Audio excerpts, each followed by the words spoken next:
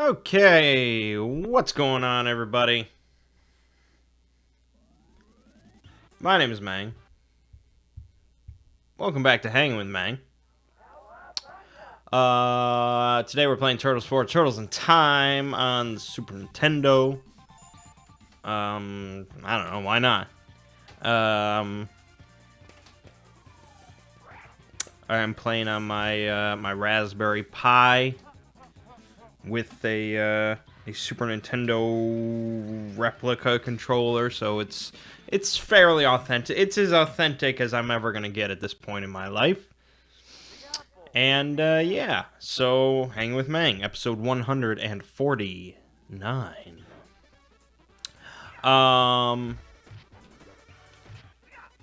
So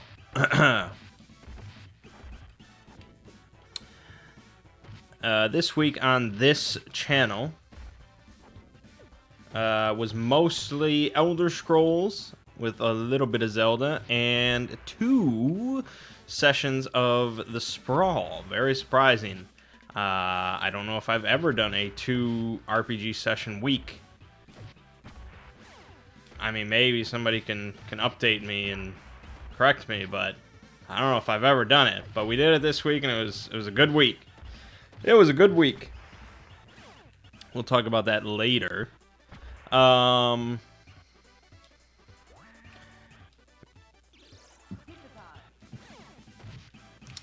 you can pretty much expect sort of that same schedule to continue. Not the 2 RPG sessions, but the Elder Scrolls with a little bit of Zelda thrown in is pretty much going to be the flavor of the week.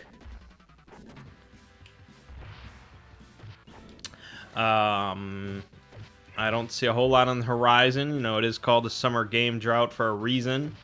And I'm quite into Elder Scrolls. In fact, I don't know if I even have to record anything this week. I could just upload all my Elder Scrolls stuff. But I'm sure I will continue to record because Elder Scrolls is good. It's good. It's good. It's good stuff.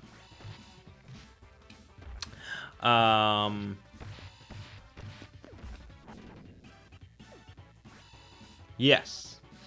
So, I did get my Oculus Rift this week. Traded out my Vive and got a Rift instead, which back in the day I thought would have been a downgrade. But, well, there are pros and cons to the Rift. The price point right now, which is only going to last for supposedly anywhere from a couple weeks to a month, but not much longer. It's a summer deal. That is definitely a big pro.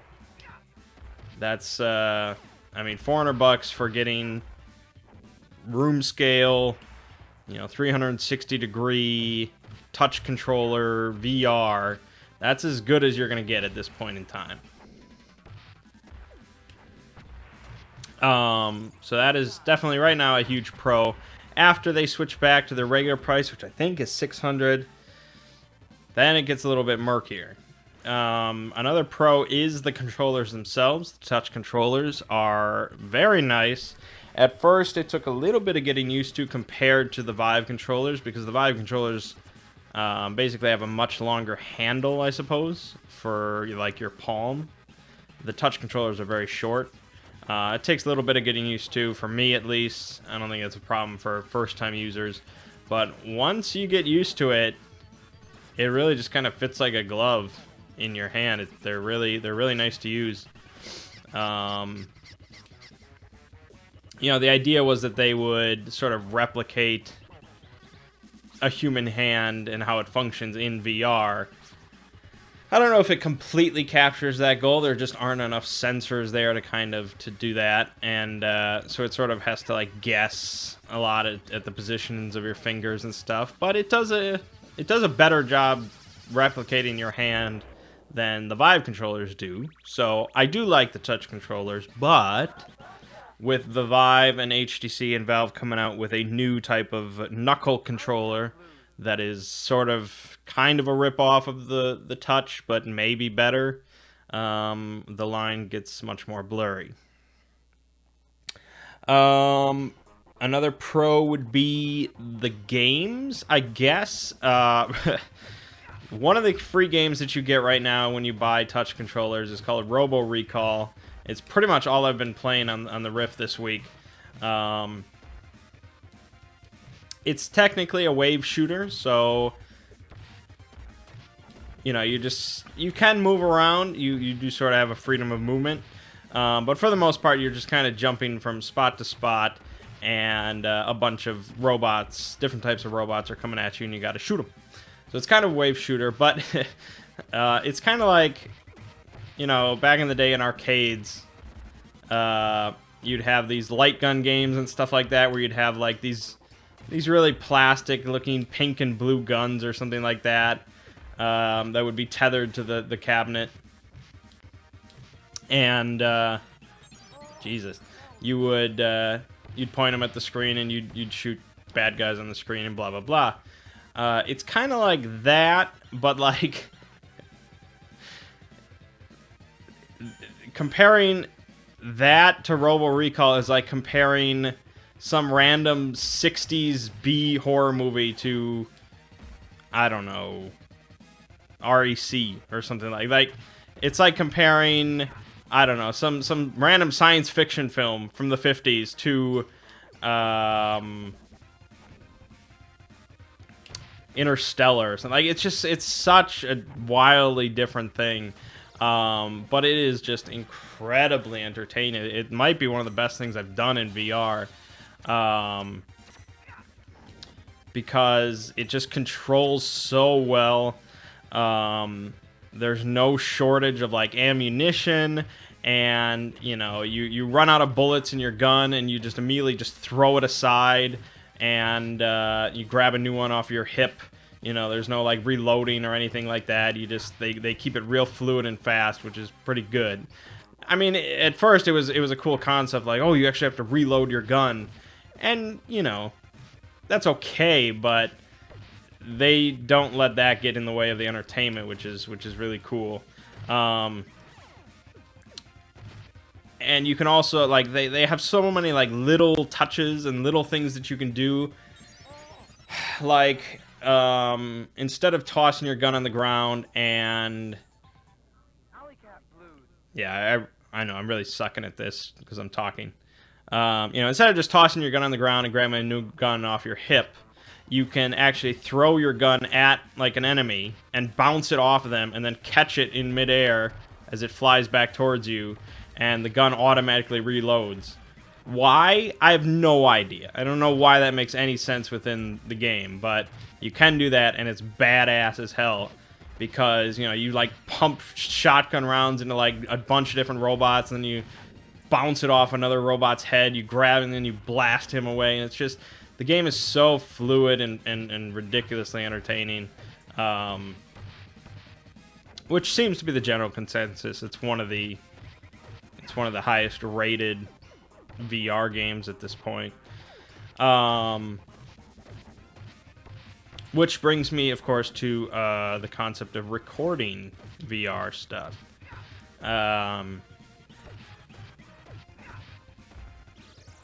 So on Wednesday, I think, when I first got the Rift, I was going to record. Actually, I did record.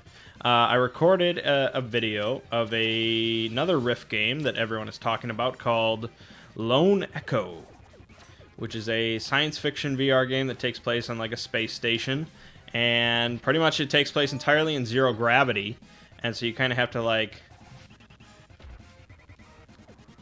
push off of the environments and push off of like poles and stuff like that to move around. It's all zero gravity and blah blah blah blah blah. And people are saying, you know, some people are saying it's like, one review said that it was for VR what Super Mario 64 was for traditional video games, which is really like a crazy statement to make. And most of the comments on that thread were just like, all right, calm down, dude. But it is getting highly praised. So I was like, okay, this is perfect. I'll record this and we'll have a nice VR Let's Play of a great game. Well, as you may have noticed, there was no video of that type this week. This was for a few reasons. One was I put the game audio way too low because, I mean, I usually try to keep the game audio lower than normal because that's a better problem than having it too loud. I figure my voice is generally the main thing of importance for my Let's Plays, so obviously a balance is best, but I tend to skew it lower. But I skewed it way too low, and so really you just heard my breathing constantly, which is bad. That's bad. I don't have that problem with normally because, you know, I keep my face away from my microphone quite a bit. But with the Rift, I use the Rift microphone, which is directly by your mouth. So that's not too great. So that was bad. That was bad. That kind of ruined the whole video, and I wouldn't have uploaded regardless after something like that. Secondly, I got nauseous. I got nauseated, or whatever the correct term is. The video was only about 30 minutes long because I was just very nauseous. Which, you know, I've gotten nauseous in VR before. It depends on the game, and depends on how long you do it, and other factors. I've not gotten nauseous at all in Robo Recall, despite, you know, spinning around and teleporting and shit like that. But I think the zero gravity part of Lone Echo just kind of really fucked my shit up, so to speak. And before that, I mean, I had done a bunch of VR that day, and earlier in the day, I had done another kind of zero gravity experience that was far less polished, as far as I was concerned. And that I only could do it for like 5 minutes before I was like, all right, I'm done. So I might have still been feeling that from later on. Regardless, though, it was only 30 minutes long, and I just had to stop the video. It was rough. Nausea can hit you really hard in VR sometimes, and you do not want to push it. You do not want to keep going once you're nauseous, because you will be fucked up for the rest of the night. And sim sickness, as I like to call it, because that sounds like some Shadowrun shit. Sim sickness does affect everybody differently. Some people can do everything without ever getting nauseous, whereas some people can't handle even the, you know, the mildest forms of potential nausea. I do not have great VR legs. You know, I tend to get car sick, and I avoid rides and things like that, so I try to seek out experiences that aren't too bad. It's not like I can't do VR. Like I said, Robo Recall has been fantastic. The third reason is I'm not actually sure how interesting it is to watch a video of someone playing a game in VR. I mean, I just told you about Robo Recall, and I can tell you that it is a really fantastic experience. And I think anyone who's a gamer, you know, they deserve to be able to play something that entertaining. But watching a video of it on a two-dimensional screen does not do it justice. And that probably goes for pretty much any VR thing. So I just don't know. I'm gonna die again. I just don't know how interesting it is to watch a video. I don't know. People can chime in if you know. I've put up a bunch of VR videos at this point. People can chime in if they do think it's worth watching. I could upload something for Robo Recall if people want to see it. But yeah, it's something you kind of have to experience. Anyways, so that was the story of why you didn't see any VR videos this week. Anyways, I was talking about pros and cons of the Rift. So pros are touch controllers are good. games are pretty good, especially Robo Recall. Price is good right now. I guess I would say the setup is fairly good, but that also falls into the con side as well. So we'll talk about cons of the Rift. The Vive, for its sensors, is wireless. It just relies on being powered by being plugged into an outlet, whereas the Rift sensors derive their power from USB, so they require to be plugged in by USB. They are not wireless whatsoever. So it kind of depends, like, okay, do you have more room for outlets? Do you have more outlets, or do you have more USB slots next to your computer? In the end, I think the Vive is a better setup with just requiring outlets, because then you do not have to worry about extension cables connecting to your computer. You do not have wires running all the way across your room to get to your computer, stuff like that. Basically, the Rift was not originally designed for room scale. They have kind of converted it to that. So originally, the Rift sensors were just supposed to be kind of like next to your computer. You know, they were supposed to be like less than 6 feet apart, and they would just kind of face you while you're sitting there. But now, since they have converted it to room scale with the touch controllers, it's just kind of a nuisance that they didn't really plan for. So I've had to kind of order some USB extension cables and a USB hub and stuff like that to kind of make this work, but it's not really ideal. So there's that. Other cons. The sensors come with a mount. It is like a stand, really. It has a circular base, and it's meant to kind of stand up, which again is fine for when you're just sitting at your desk, and you're just doing seated experiences like it was originally planned for. And the Rift originally only shipped with one sensor, because you just put it on your desk next to your monitor. It just points at your face, and that's really all you need. It has a pretty wide angle. But then the Touch came out, and you want more, room, so they came with another sensor, but it still came with a stand. But stands aren't really perfect for room scale, because generally you want to mount them, you want the sensors high up on the walls, generally in the corners, and that doesn't really work with like this wide circular base and blah blah blah. So you can unscrew the sensors from the stands, and then it's just like, okay, then you just have like this camera, and so you need to mount the camera in your wall, on your wall. And it does not ship with a wall mount of any kind. So I've used duct tape, but it keeps kind of falling, and not only just falling, it keeps kind of twisting.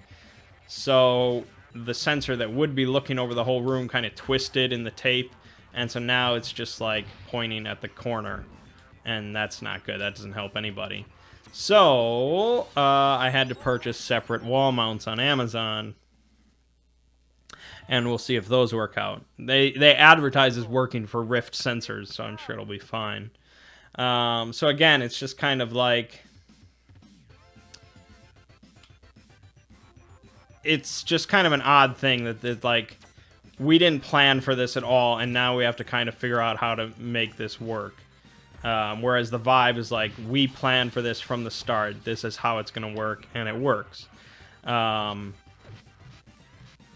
So it's a bummer that the Rift is kind of just converting to this room scale, and it was not built for it. Because room scale, it can be a lot of fun. It's not how you might want to do everything, and I'm not sitting there just constantly all day doing room scale touch Rift stuff, but it can be a lot of fun, and so it's sad that they didn't really even think about that at all, or they just kind of ignored it. Whereas the Vive can do both, just no problem right out the gate. Comes with everything you need, and it's really kind of designed to be able to, for the ease of setup. Man, I've never sucked so much at this game. I guess, I don't know if I've ever played this on camera. Anyways. Another con of the Rift is the... I guess the headset itself. It is a lot lighter than the Vive. And the controllers are lighter as well, so the whole thing is a little lighter, which is good. It is good. But, I don't know. I guess the lenses are different between the two headsets, and so for some reason, the Rift has kind of a narrower sweet spot. Well, really, the Vive doesn't have much of a sweet spot at all. You just kind of put it on, and it's pretty good. Whereas the Rift, if you don't get it kind of in the sweet spot, you get this sort of effect when you turn your head.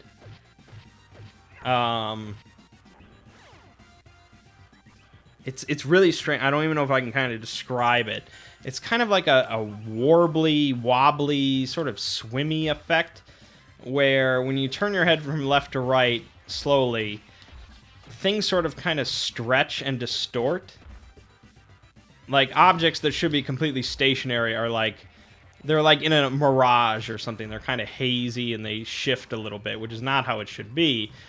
But if I kind of hold the headset and shift it around a little bit and kind of position it just in the right spot, that goes away, which is obnoxious. Now, when I'm in the middle of Robo Recall and I'm blasting robots and flicking around and throwing things off of robots' heads and grabbing robots and chucking them around and God knows what, you don't notice any of that shit. All right, this is really only like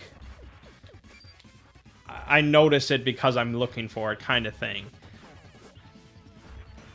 It's bothersome to me, but it's not, I guess, a deal breaker. Overall, I guess I'm pretty happy with the Rift. I don't know if it's...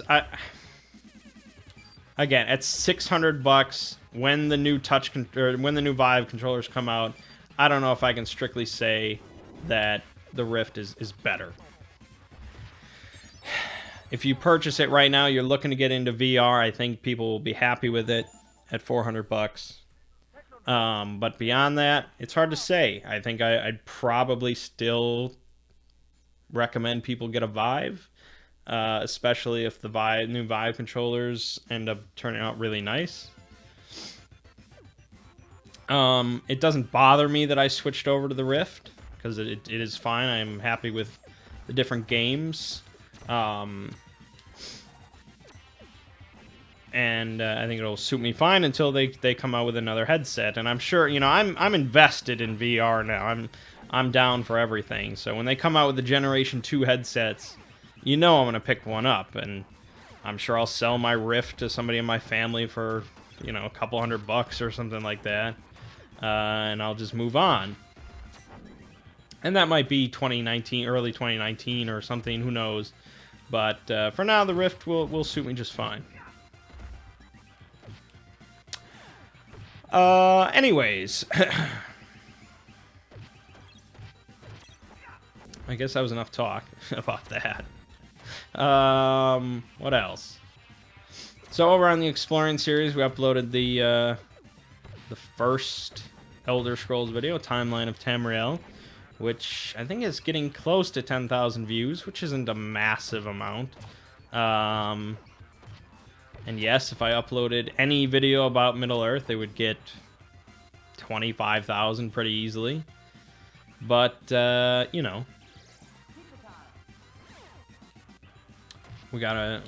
not a Lord of the Rings channel, and I don't really want to be.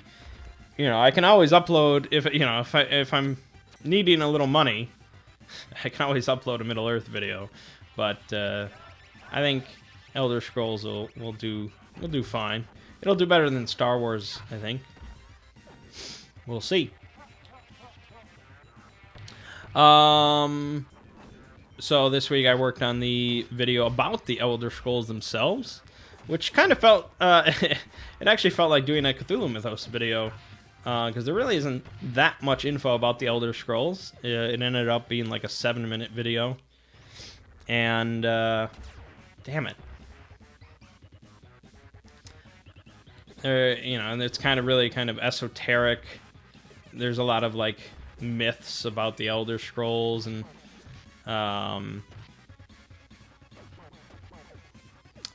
you know, it bothers me a little bit that it's a video game series instead of a book. You know, when you're looking up information about a topic, when it comes to just a book series, you know, there's really no, like, everyone is going to be discussing the books. And there's no real, like, one group is discussing this and one group is discussing that. Like, no, you're all discussing the same topic because it's the only discussion about the topic. When it's a video game, though, you might find some people discussing the lore, but most people are going to be discussing, like, oh, that quest where you had to steal the Elder Scroll from in Oblivion or something. Like, that does not help me at all. I don't care if you encountered some glitches while you're doing this quest in Oblivion. I'm trying to make a video about the lore of a fucking Elder Scroll. So there's a lot of that. I had to crawl through just so many discussions about glitches and bugs and walkthroughs, and it's just like, no. There's a subreddit, though, TES Lore, which has been pretty useful. That is a discussion entirely about the lore. Those people are very knowledgeable. It's kind of scary. It's a little scary. There's quite a bit to the Elder Scrolls lore. I mean, they're throwing down topics that I had never even heard of. And it's just like, okay, I have a lot to learn. So yeah, the Elder Scrolls video will come out tomorrow, and then I think the next topic is on the Dunmer, the Dark Elves. So we'll see how that goes. Anyways, let's see.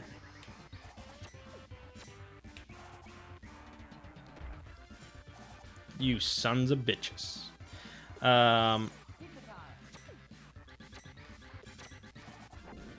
Alright, so board gaming. So this week we had, on Monday, we had 5 people. And we played Power Grid, which was not my suggestion, but they all like Power Grid. Really, most of my friends really like, it seems, they all really like Eurogames. They're all really happy playing Eurogames and stuff like that. And I do not like Eurogames. Not really at all. Is that a total game over? Jesus, I suck at this game. I've beaten this multiple times, but I guess commentary just throws me off. Anyways.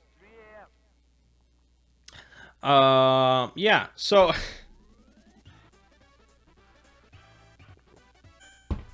I told them I would sell some of them, some of my Euro games if they wanted, because it's like, you know, I came into the board gaming hobby and I didn't really know anything about modern board games, and I didn't like go to any game stores or anything like that. And I didn't really have any friends who owned board games, you know, and modern board games like that. You know, Ziggy played Catan. That was like it. Which is kind of what got me into modern board games, I guess. And so, but that's like pretty much all he played that was a quote-unquote modern board game.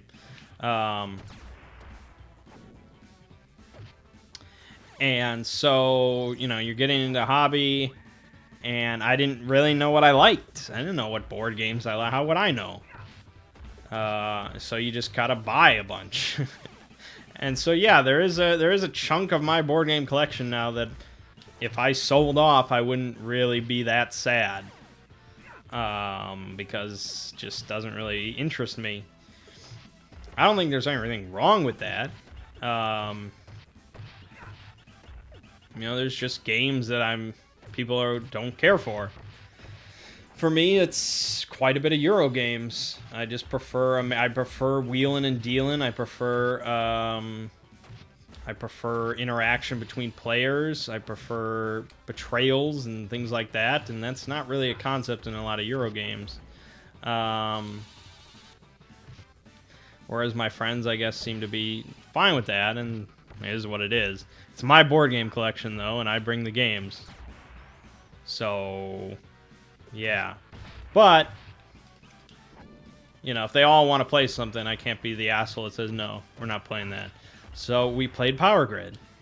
And I believe when I first played Power Grid, I actually was okay with it. But I've slowly lost interest in it. Perhaps because I've never won it, ever. I've come close plenty of times. Monday, I did not win again. I came within, like, a hair's breadth of winning, but I did not win. So it's like, well, it's freaking Power Grid.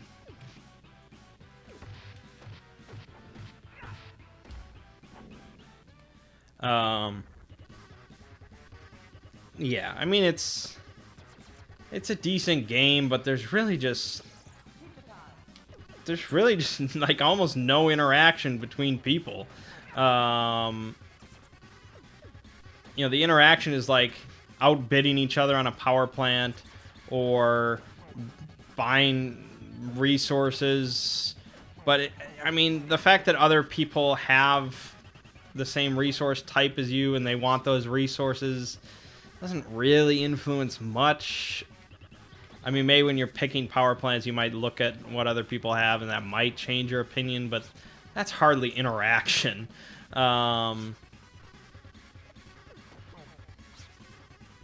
And you can take like routes from each other when you're planning your routes across the board. You can jump in front of other people and take it before they can and piss people off. But that's like the worst part of Ticket to Ride. Like, that's just obnoxious. It's not, I don't know. It's just kind of a very thinky, mathy game that you just sit there and you think.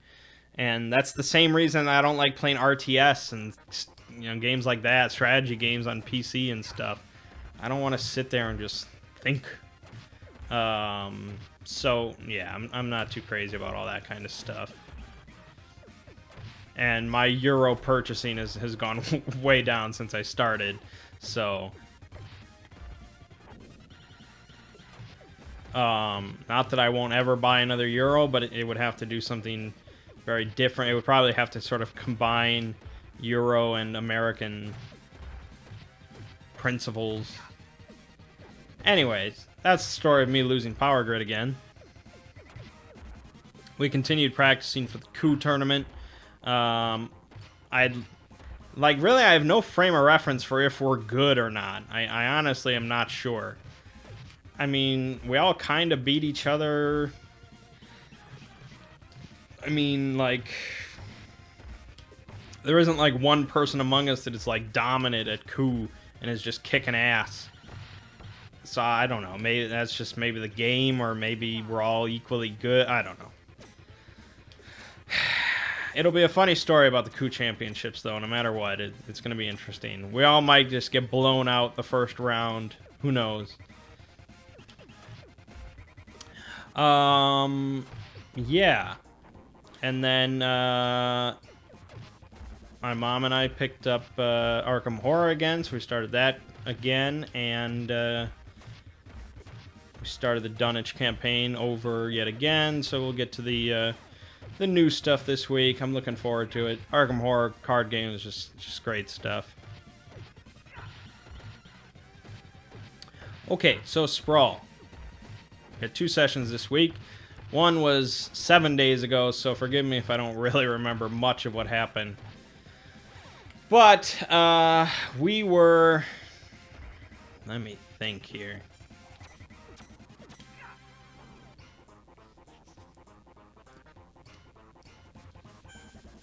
Oh my gosh, let me think.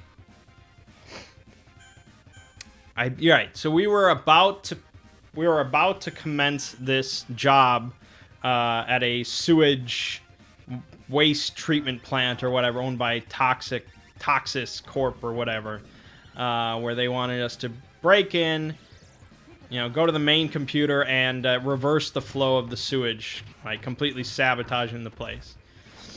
It was a very specific type of sabotage because they didn't want it to be like blown up or anything like that. They want us to specifically reverse the flow. No problem.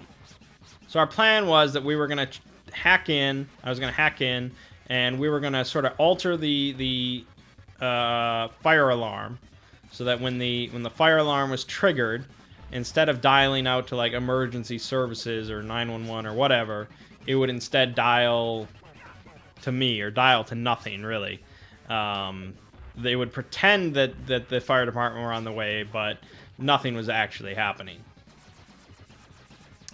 And then I was going to take over the cameras. Fire alarm was going to go. Everyone was going to come out, and the other guys were going to sneak in.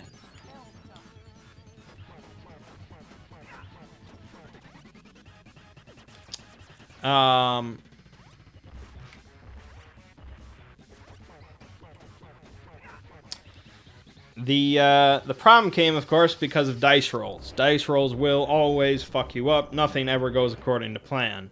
And, you know, that's just kind of the problem when you have such a limited skill system. Like, yeah, I'm a hacker. That's what I do, but when your modifiers are pretty much between a +0 and a +2, you know, and you're rolling 2d6, it's a very thin margin between, you know, success and failure, and really it's very difficult to be like the best in the world, because like it's just dice. It just is what it is. You know, I could be the best hacker in the country and roll my +2 or even a +3 to the dice, but if I roll a 2, it's just like, well, you done fucked up. Whereas I throw my laptop over to just the meathead who fills everything with bullets, and I'm like, oh, here, you give it a try, and he suddenly rolls double 6s. It's like, oh, well, I guess I'm a genius now, and it's just like, what the fuck?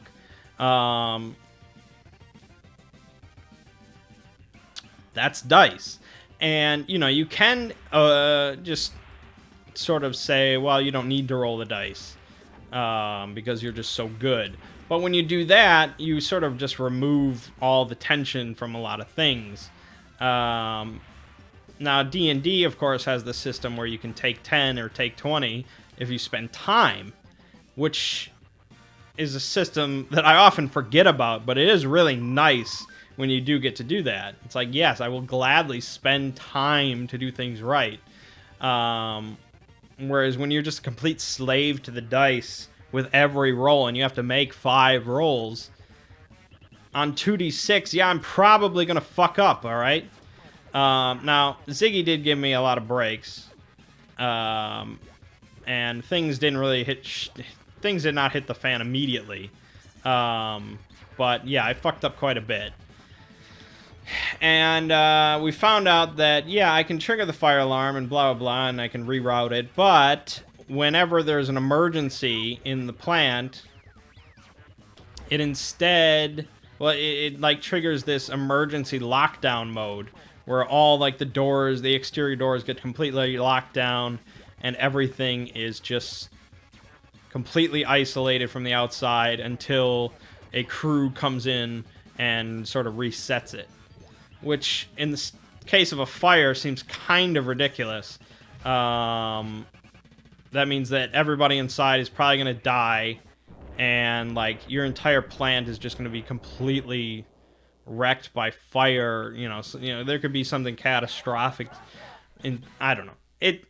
I guess it's kind of a megacorp thing. We're like, well, we don't want anything leaking out, so just fine, we'll kill everybody in there. It's just I wonder if the employees in there are aware of this. So anyways, I disabled the emergency lockdown. And they got in. They had to kill a guy on the outside, but they got in. I took over one of the cameras and blah, blah, blah. And then when they get in, I'm like, okay, well, I don't know why. I guess I thought it was going to be cool. So when they're inside, I decided I'm going to trigger the emergency lockdown myself. Which was probably a bad idea, but it sounded cool at the time. And, so they're locked in there. The emergency lights come on. The few guards in there are just kind of scrambling, trying to figure out what the hell's going on. And so the guys clean up shop. It wasn't. I mean, they're armed. It wasn't a big problem. Meanwhile, I'm continually trying to hack because I'm trying to wipe the security footage, and I'm trying to get into the cameras, and I'm trying to avoid, you know, toxic corp coming down on our heads and stuff like that. And I'm just failing all over the place. It was just a disaster from a rolling perspective, which creates, of course, interesting scenarios, but it's disheartening is what it is. It's disheartening, you know.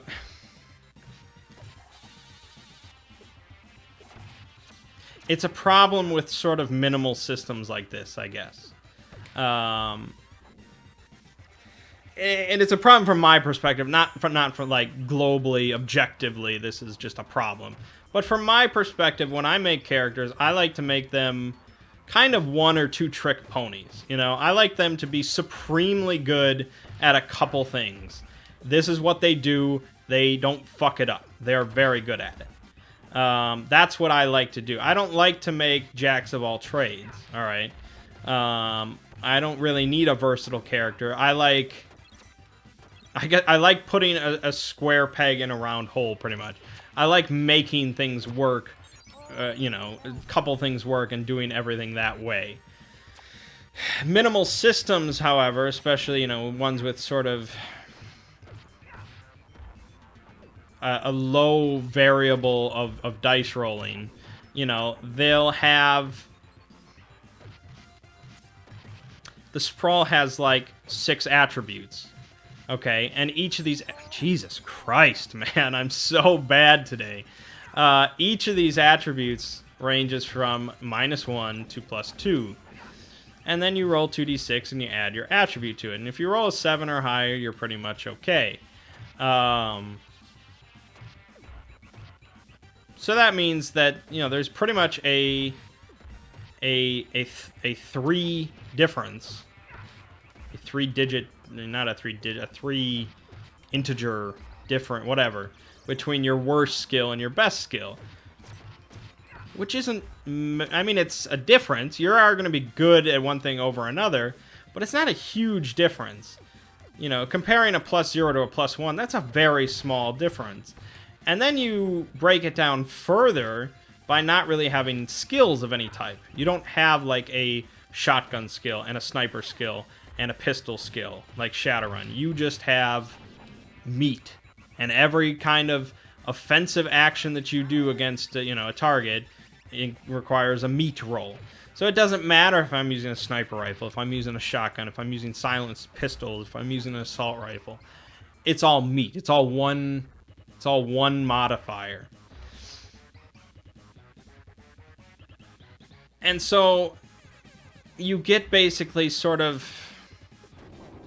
I mean, your characters are defined by more than just what's on the character sheet and what your modifiers are, and obviously I know that. But it just doesn't really make sense that much that I would be equally good with a sniper rifle, an assault rifle, and shotgun, and so on and so forth. Or a crossbow or something, like... God, that's another freaking... Jesus, I'm so terrible. I apologize.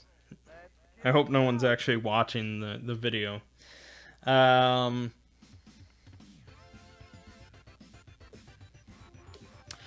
point is, okay, I want to play a genius hacker. I want to hack. I want to be good at hacking so that when I'm hacking average, average locations, there is a very small chance of me fucking up because this is just I could do this in my sleep.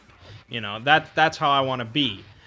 Whereas, yeah, okay, if I'm hacking some huge corporate headquarters, all right, I want it to be a challenge. I wanted there to be risks, yes.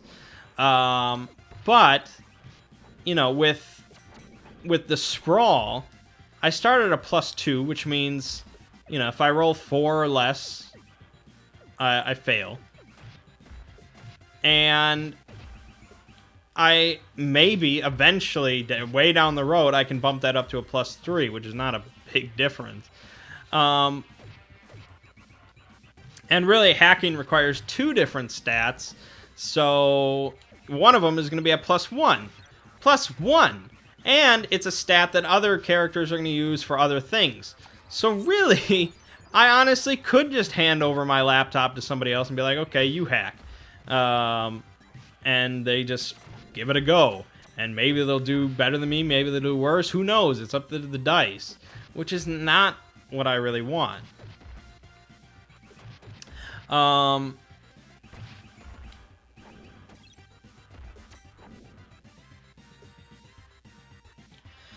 So, I mean, playing as the hacker playbook, you do get a move that once you have hacked into a system, makes it easier to continue hacking.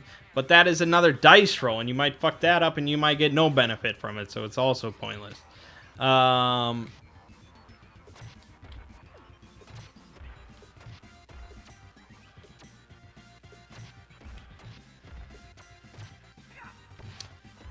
Anyways, fuck-ups happened, but we did manage to reverse the flow, and we were getting out of there when all the corporate security turned up.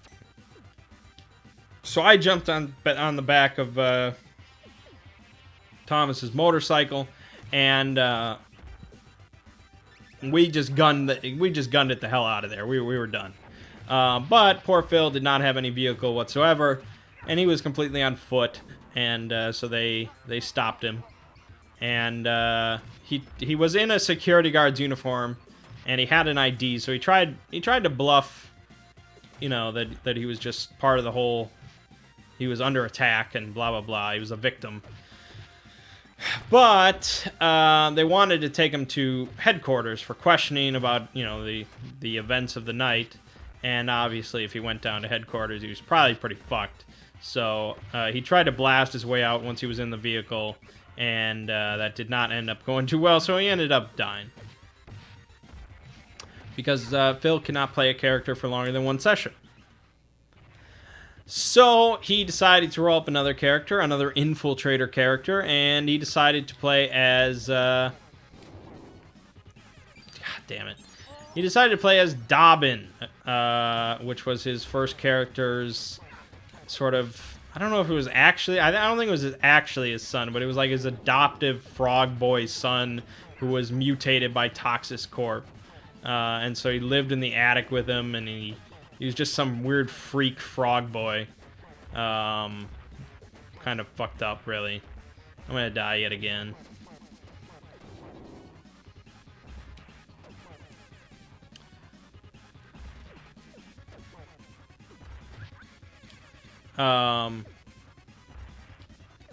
So that was an interesting turn of events, because now he wants to play as a frog boy, but this is the guy that's played as a skeleton before, so can't be too surprised.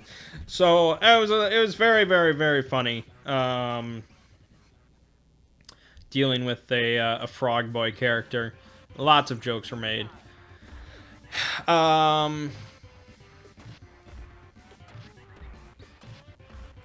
Anyways, so we laid low, and then we got our next job, which actually came from Golk, who said that one of his coworkers at Tech Shack is in a bit of trouble and is apparently offering like 30,000 new yen, because we did switch to new yen. We got rid of the cred system, and we're all much happier with new yen. So there you go, 30,000 new yen to help solve this problem. So we get in touch with this guy, Greg, And we find out his problem is basically he got kind of screwed over on this nightclub deal. His partner just screwed him out of the business. It's basically an Ocean's 13 kind of story. His partner screwed him out of the business, and now he's apparently in league with this gang known as the Phoenix Downs, who pretty much hate me because I screwed them over. So this guy wants us to go up against the Phoenix Downs and this club and basically like find a way to revert ownership back to Greg, back to him. And he'll pay us handsomely if we do it. Here's the thing, though. This was my immediate thought.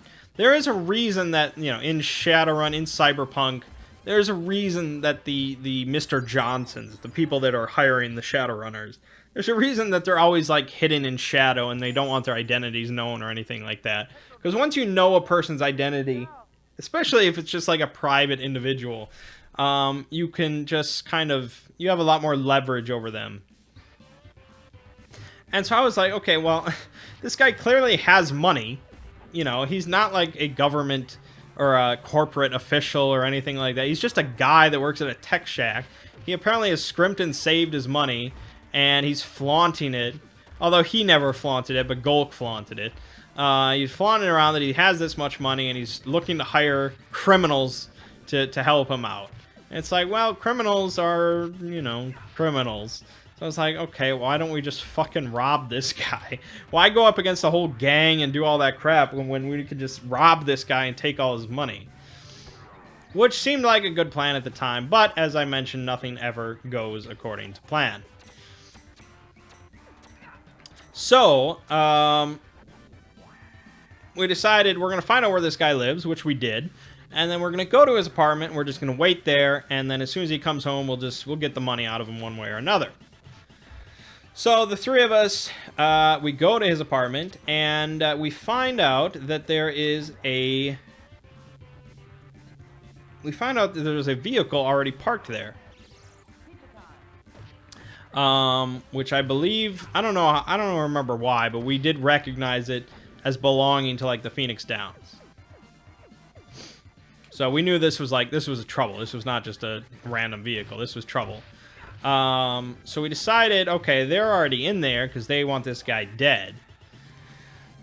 Greg is at work at Tech Shack. We knew that. So, okay, he's not in the apartment with them right now. We're pretty sure.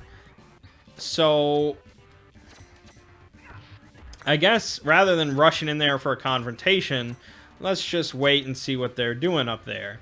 So we wait outside, they get out, they leave, and we're like, okay, they probably set some sort of trap, maybe explosive or something like that. They want Greg dead, clearly, so we'll see. So we decide to go up there real cautiously. We send Dobbin in, we send Frogboy in, and he starts scoping out the place, and he gets a real bad feeling when he walks into one of the rooms. So he just kind of backs out. And as soon as he backs out of the apartment, like the door slams shut or something like that, and suddenly just a hail of bullets come from inside the apartment out. Because apparently some guy was in there waiting to ambush Greg, and he saw Frogboy come in, and then he shot at all of us. I took a few bullets. It didn't feel good. So I'm like, okay, well, we're not just gonna run from a fight. Like, we're gonna fucking kill these dudes. He shot me. He shot me, man. Oh, I think I'm supposed to be, like, throwing. Yeah.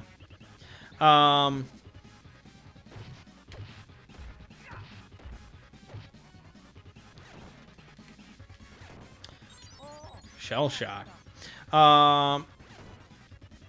So we kind of chase after this guy. He rushes out of sight. So I rush up to the rooftop. The other two guys go downstairs. And once on the rooftop, I don't see the guy. So I bust out my sniper rifle. And I see the vehicle turn around the corner. And they're apparently waiting for this other dude to come downstairs. So as soon as he comes rushing out of the building, I snipe the driver, which was pretty sweet. The passenger like reaches over and tries to get him out of there, but I snipe the passenger a bunch, so he's good. Thomas runs over, and the passenger is somehow still alive, so he manages to kill him, but the third dude manages to get away. They left behind their briefcase, and Ziggy kept mentioning this briefcase, so it had to be important. But I wasn't really there. My character didn't know about the briefcase, so I couldn't really say much. And that's pretty much actually where we ended the session, which I think kind of hurt the whole briefcase issue. When we came back on Thursday, they pretty much forgot about the briefcase, and we met back up on the street in an alley, and Ziggy reminds us about the briefcase, and so Frog Boy's like, oh, what was in that briefcase? And I'm like, what briefcase? And so we discussed that there was a briefcase left behind there, and so we tell Frog Boy to go get the briefcase. He's very apprehensive. He doesn't want to, so I pull a gun on him, and eventually we force him to go get the briefcase. So he goes over back to where the scene of the crime. Police are there. They handle the briefcase. They put it in the back of a squad car, and Frog Boy's just like, well, fuck this, and he just runs off. And he spends like the rest of the day sleeping on a rooftop or something. It's like, god damn it. This is why you don't hire a Frog Boy. So anyways, I tell Thomas, like, we have to get to Greg before anybody else does. The police are probably going to be trying to pick him up because there was a shootout in his apartment, and the Phoenix Downs are obviously wanting to get him. So we have to get to him first and get the money out of him. So we go to Tech Shack. We take a taxi. We pick up Greg. We put him in the taxi. We're like, okay, your life is in danger. We're going to protect you. You got to come with us. So he comes with us. We go to my apartment. He, like, sits down. He has a drink out of the fridge. He's watching TV while Thomas and I are in the other room like, okay, so should we tie him up? And it was a very, very amateur kind of sort of kidnapping shakedown type thing. So he goes to the bathroom. Thomas goes over and, like, shoves him down on the ground. He pulls out a knife and he cuts Thomas, but he smacks him in the head with his shotgun. So eventually he complies. And so we're like, okay, you fucking hired criminals, and this is what it is, so you're gonna give us all your money. So we go into his comlink, and he transfers all his money, which is $872. He's like, okay, how the fuck were you gonna pay us? And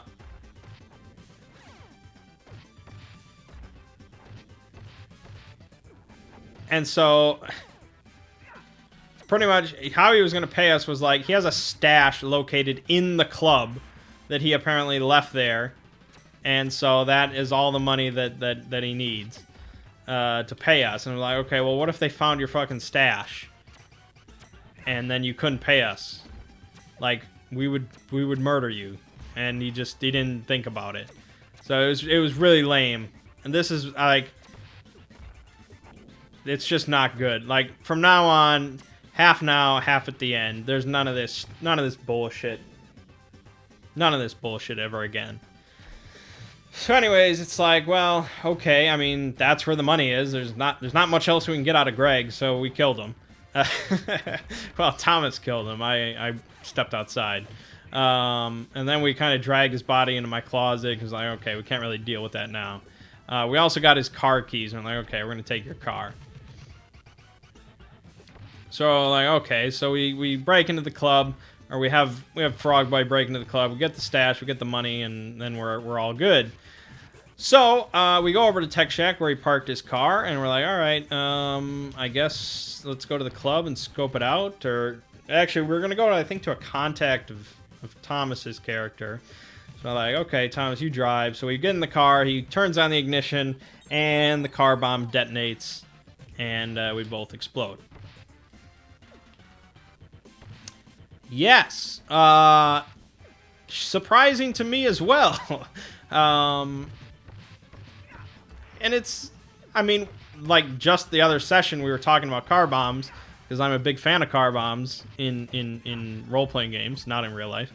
And I didn't even think of it, despite the fact that they were trying to kill this guy, and a car bomb is a good way of doing that. And Ziggy says that he had put that car bomb there, like, it was planned for a while. It wasn't like suddenly like, oh, I'll put a car bomb there while they're driving. He had planned the car bomb, so he couldn't, like, change it. You know, there has to be threats, and I'm perfectly okay with it. It's very realistic. They're effective. They've been used in real life. And it certainly worked. I guess the only thing that I questioned was if they put a car bomb in his car, and he had no reason to suspect that there was a car bomb in his car. He even suggested that we drive his car. But I said no, because they probably are, like, tracking it.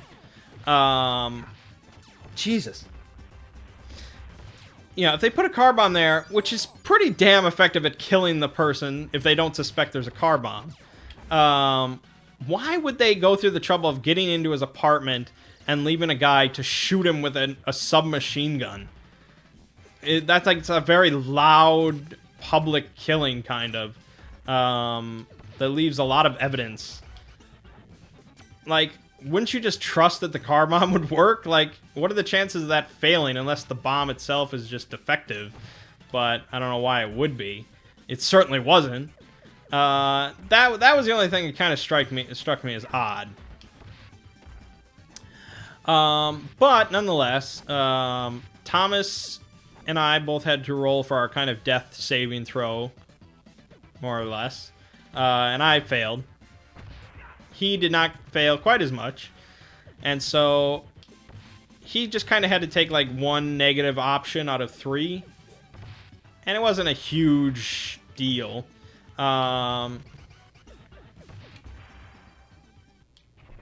Whereas I was given an option of living, but I would have had to have taken all 3 negative options, which, yeah, would have been pretty bad. I mean, a couple of them were kind of like, they're bad if Ziggy remembers them. Like, if he remembers that I have these bad options going on, which it's not like a video game where all these things are automatically just collated and, you know, they're always active, or what, you know, DM sometimes has to remember things that are going on.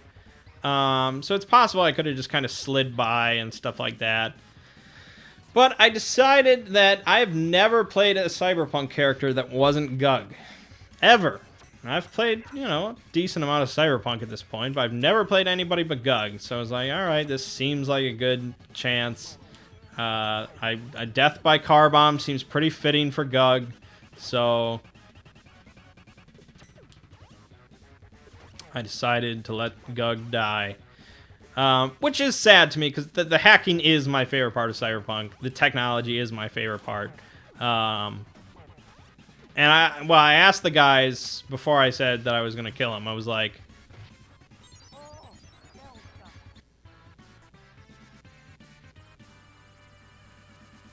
oh, he was gonna just strangle. Okay. Anyways, you know, I asked him. I was like, if I go on to a new character, like, it's gonna be some real shit. It's gonna be some hard shit. It's not gonna mess around. And they seemed, I mean, Thomas at least seemed okay with it. I don't know about Phil.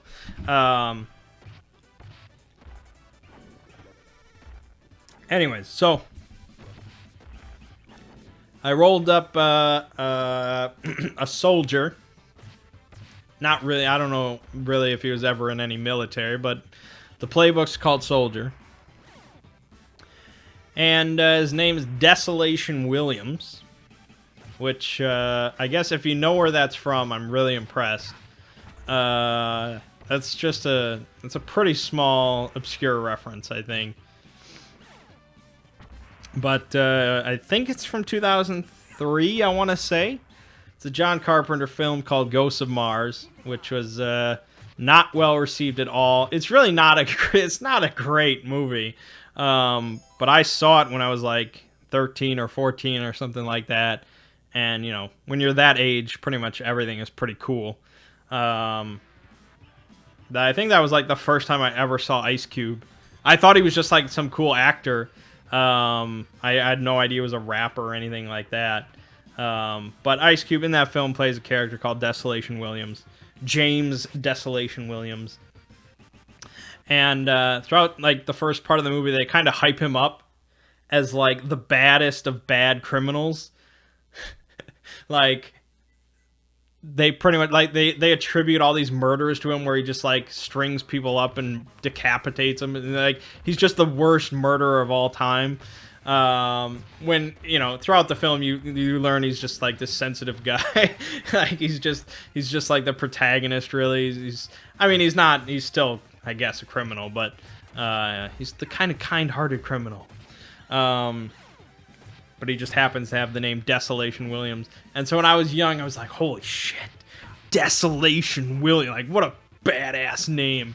And so I just rewatched the movie, like, the other day. But that's such a great cyberpunk character name. So yeah, I rolled up Desolation Williams, but I was like, okay, if I'm going to make Desolation Williams, I'm going to make the version that, like, the other characters in the film thought he was, rather than what he turned out to be. So he's gonna be a pretty rough character. I don't plan on him lasting that long, but we'll see. Yeah. Anyway, so we send Frog Boy into the club to scope it out, and he of course ends up dying because he's just a big fuck up. So Phil cannot keep a character for longer than a session. So that was the death of Frog Boy in some vents in a nightclub. He was just blasted away. So his new character is a hunter. I think he's kind of like a detective. He sort of finds people, I guess. And he has like a moral code, which is just so funny. Because Desolation Williams has no moral code, so it's gonna clash. He'll probably end up dying towards the start of the next session. Oh yeah, Most Wanted, absolutely.